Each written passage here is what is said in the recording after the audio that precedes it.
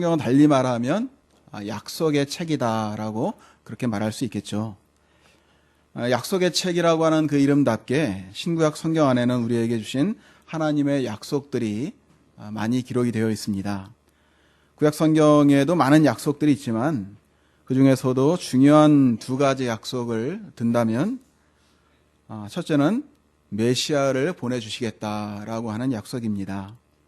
가령 민수기 24장에 한 별이 야곱에게서 나오며 한 규가 이스라엘에서 일어나서 라고 말씀하면서 그리스도가 이스라엘로부터 오시리라 라고 하는 것이 예언되어 있고요.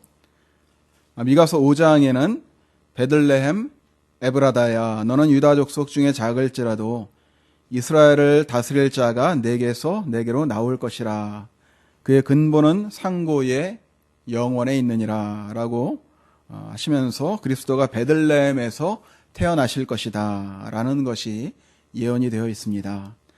이사야 7장에서는 보라 처녀가 잉태하여 아들을 낳을 것이요 그의 이름을 임마누엘이라 하리라 라고 하시면서 그리스도는 처녀에게서 잉태될 것이 예언이 되어 있고요.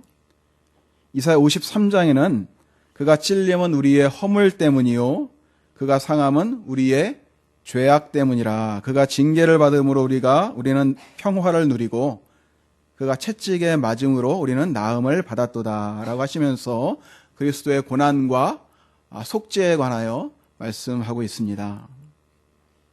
시편 16편에서는 이는 주께서 내 영혼을 수월에 버리지 아니하시며 주의 거룩한 자를 멸망시키지 않으실 것임이니라 라고 하시면서 그리스도께서 죽으시고 죽음으로부터 다시 살아나실 것이 예언이 되어 있습니다. 대표적인 것들 몇 가지를 말씀드렸지만 이 밖에도 수없이 많은 메시아에 관한 예언들이 약속들이 그렇게 가득 차 있는 것이 바로 구약 성경입니다. 또 한 가지 약속을 들어보면 바로 성령님을 보내주시겠다라고 하는 그러한 약속입니다. 하나님께서는 구약의 많은 선지자들을 통하여서 이 약속을 거듭거듭 우리에게 강조하여 말씀하고 계시는데요. 가령 요엘 2장을 보면 내가 내 영을 만민에게 부어주리니 라고 하시고 또 그때 내가 또 내 영을 남종과 여종에게 부어줄 것이며 라고 하신 그러한 예언의 말씀들이 바로 그것인데요. 이제 신약으로 넘어와서 하나님께서 구약의 선지자들을 통해서 약속하신 대로 메시아 곧 그리스도를 보내주셨는데 그분이 바로 나사렛 예수 그리스도시다 라고 하는 것이 바로 마태, 마가, 누가, 요한 사복음서가 증거하는 내용의 핵심 메시지라고 하겠습니다. 그리고 나서 복음서에 이어서 이어지는 사도행전은 그리스도께서 오셔서 십자가 지시고 구속사역을 성취하신 후에 성령을 보내사 교회 시대가 열리게 되었음을 우리에게 보여주고 있는데요. 이러한 내용을 담고 있는 사도행전의 저자는 누구겠습니까? 바로 누가복음을 쓴 누가가 사도행전의 저자입니다. 누가는 의사이기도 하고 또 역사가로 그렇게 알려져 있는데요. 그가 복음서 중에서도 분량이 가장 많다고 알려져 있는 누가복음 그리고 또 사도행전을 그가 기록을 했습니다. 그가 쓴 첫 번째 책인 누가복음은 어떻게 끝이 나고 있나 보면은요. 24장 49절을 보면 볼지어다 내가 내 아버지께서 약속하신 것을 너희에게 보내리니 너희는 위로부터 능력으로 입혀질 때까지 이 성에 머물라 하시니라 라고 그렇게 말씀하고 있습니다. 앞서 성경이 약속의 책이라고 그렇게 말씀드렸는데요. 누가복음 역시도 내가 아버지께서 약속하신 것을 너희에게 보낼 것이다 라고 하는 약속으로 끝이 나고 있습니다. 그리고 이어지는 오늘 본문 사도행전은 우리가 방금 읽으신 대로 4절 말씀을 보면은요. 우리 4절 말씀을 같이 한번 읽어보실까요? 시작.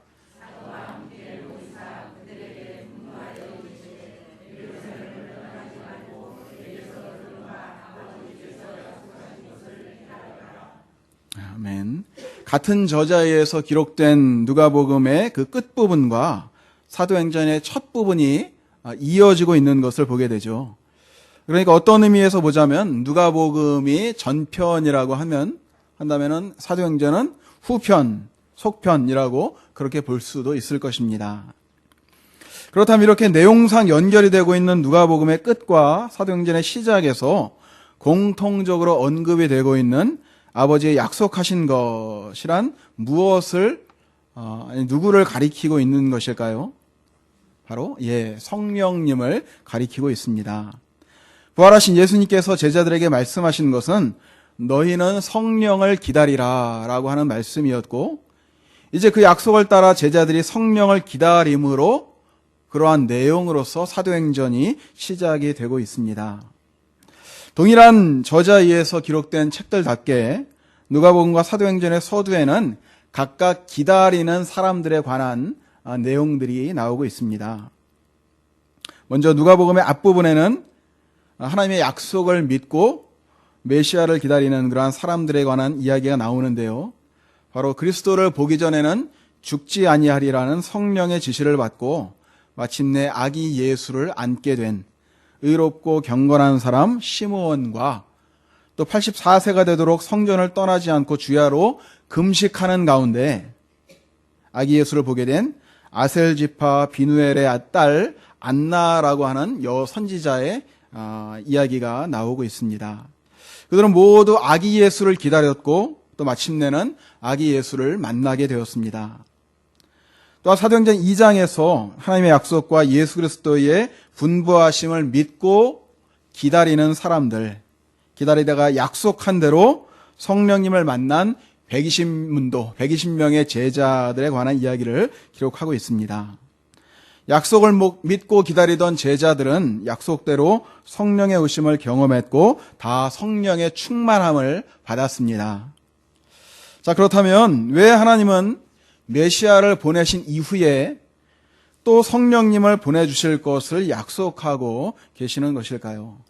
그것은 그리스도께서 죄로 말미암아 죽을 수밖에 없는 우리를 살리시기 위하여 대속의 죽음을 죽어주셨지만 이 엄청난 사실을 세상의 지혜로는 도저히 알 수 없기 때문입니다.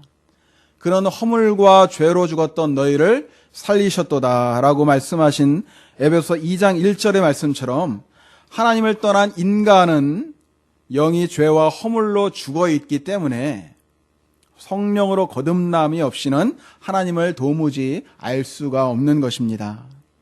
주님께서도 잡히시던 날 밤에 행하신 다락방 설교에서 진리의 성령이 오실 때 그가 나를 증언하실 것이요 라고 말씀하신 것처럼 성령께서 역사하시고 증거해 주셔야만 우리가 예수 그리스도를 알 수가 있고 믿을 수가 있게 되는 것이죠. 그렇다면 성령님이 오셔서 어떻게 예수님을 증거하시는 것일까요?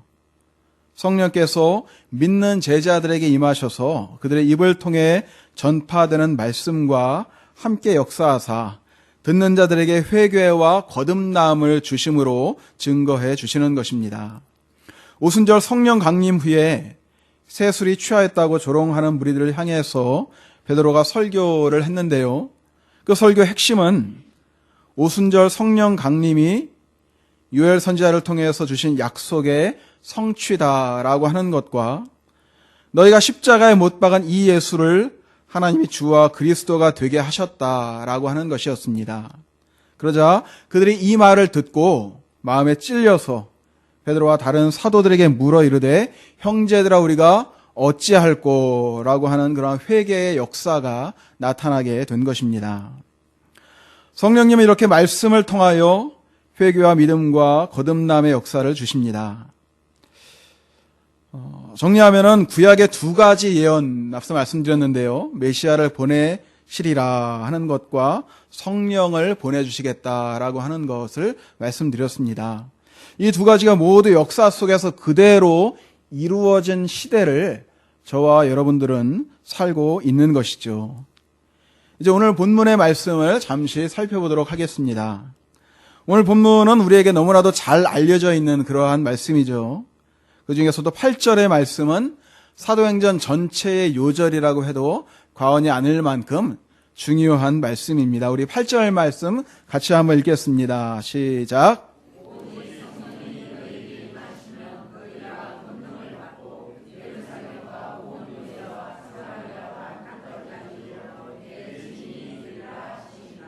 아멘.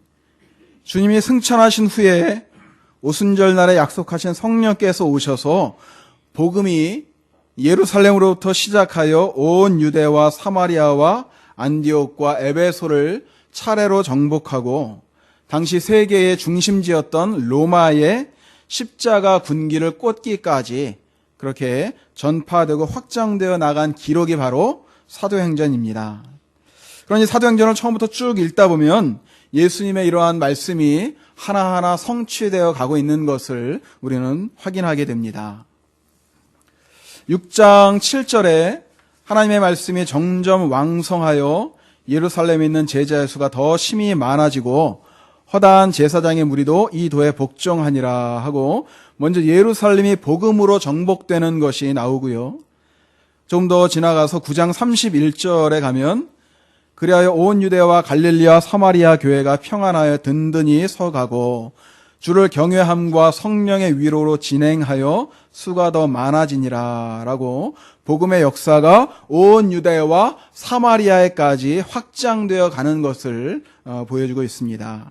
그리고 마침내 사도행전 28장 30절과 31절에 로마에 도착한 바울이 온 이태를 자기 셋집에 머물면서 자기에게 오는 사람을 다 영접하고 하나님 나라를 전파하며 주 예수 그리스도에 관한 모든 것을 담대하게 거침없이 가르치더라 라는 말씀으로 그렇게 끝이 나고 있습니다. 옛날 성경인 개역 한글판을 보면 이렇게 말씀하고 있습니다. 담대히 하나님 나라를 전파하며 주 예수 그리스도에 관한 것을 가르치되 금하는 사람이 없었더라. 좀 더 실감이 나는데요. 로마에 도착한 바울이 2년 동안 하나님 나라 즉 예수 그리스도를 담대하게 거침없이 전파했다. 그리고 그것을 금하는 사람이 없었다라고 하는 것은 복음이 마침내 로마를 정복했다라고 하는 것을 보여주고 있는 것이죠. 왜 굳이 로마여야 했을까요? 모든 길은 로마로 통한다라고 하는 말처럼 로마는 당시 세계의 중심지였습니다. 하나님께서는 효과적인 복음 전파를 위해서 로마 제국을 활동 무대로 그렇게 준비해 놓으셨던 것이죠. 사랑하는 성도 여러분, 하나님의 말씀은 반드시 이루어지고 성취되는 것을 믿으시기 바랍니다. 복음은 예루살렘과 온 유대와 사마리아를 정복했고 땅끝까지 이르러 전파될 것입니다. 그러한 구원의 역사의 증인으로 쓰임받는 이 자리에 모이신 모든 성도님들 되시기를 바랍니다. 복음 전파는 나의 능력이나 나의 어떠함으로 이루어지는 것이 아닙니다. 베드로는 갈릴리 촌구석의 어부에 불과했지만 성령이 함께 하시고 능력 주심으로 그가 사명을 감당할 수 있었습니다. 바울은 12사도는 물론이고 120문도 가운데도 속하지 않았습니다. 그러나 성령께서는 그를 택한 그릇으로 사용하셔서 이방인의 사도로 그를 삼아 주셨던 것이죠. 아무도 예측하지 못했던 것으로 전적으로 하나님의 주권적인 역사로 복음이 전파되어져 갔습니다. 영어 성경 번역본들 중에서 원문을 비교적 원문 그대로 잘 번역하고 있는 것으로 알려진 그 NASB 성경을 보면 본문 1장 8절에 내 증인이 되리라 라는 말을 이렇게 기록하고 있습니다. You shall be my witnesses. 예전에 그 중학교 때 영어 시간에 배웠던 문법을 더듬어 기억해 보면 조동사인 shall이 2인칭과 3인칭과 함께 쓰이면 화자의 의지, 곧 말하는 사람의 의지를 보여준다라고 그렇게 배웠던 기억이 있습니다. 그러니까 이 말은 I will make you my witness. 내가 너를 나의 증인으로 삼을 것이다. 내가 그렇게 할 것이다.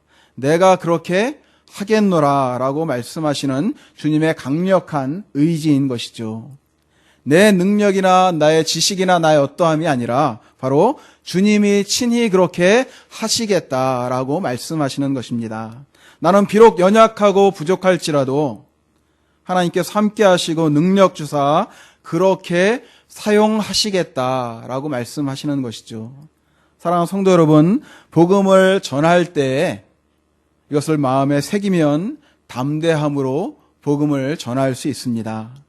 가령 사도행전 16장에는 바울이 빌립보에서 복음을 전파하는 그러한 내용이 나옵니다.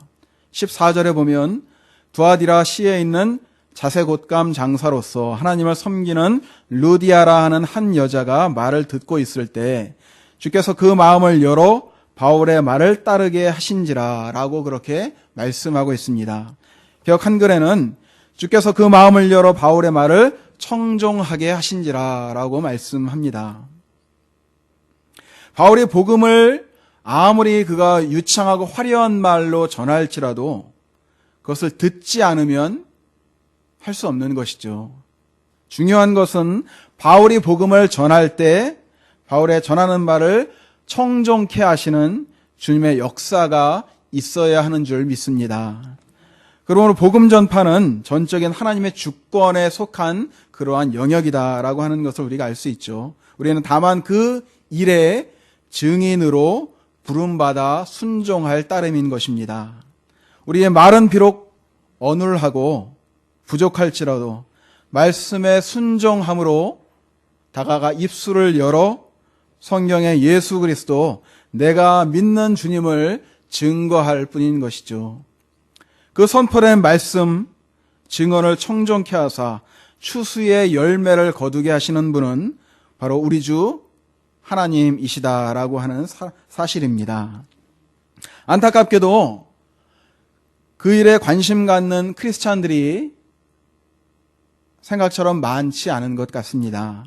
교회는 오래 다녔지만 복음을 전하는 일에는 큰 관심을 두고 있지 않습니다. 초대교회 당시에는 또한 이 땅에 기독교가 전파되었던 100여 년 전에는 불과 20, 30년 전만 하더라도 예수를 믿는다라고 하는 것은 예수의 증인이 된다라고 하는 것과 동일한 말로 그렇게 여겨졌습니다.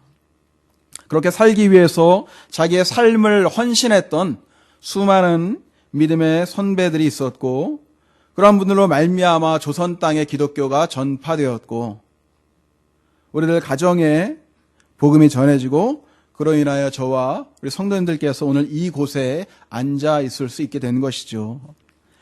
그러나 갈수록 교회는 세상을 닮아가고 그 속에서 복음에 대한 헌신과 열정이 사라져 가고 있습니다. 교회 다니는 것을 그저 학교 다니는 것과 크게 다를 바 없는 교양 있는 사교 생활 정도로 생각하는 경향이 있습니다. 믿는 것은 그저 일반적인 것이고 증인이 되는 것, 증인으로 사는 것은 목회자나 선교사나 특별한 사람들의 영역으로 생각을 하는 경향이 있습니다. 그러나 결코 그렇지 않습니다. 여러분, 믿는 것은 증인이 되는 것입니다. 예수 그리스도를 믿는 것은 예수 그리스도의 증인이 되는 것이고 예수 그리스도의 증인으로 살아가는 것입니다. 신자로 사는 것은 바로 증인으로 사는 것입니다.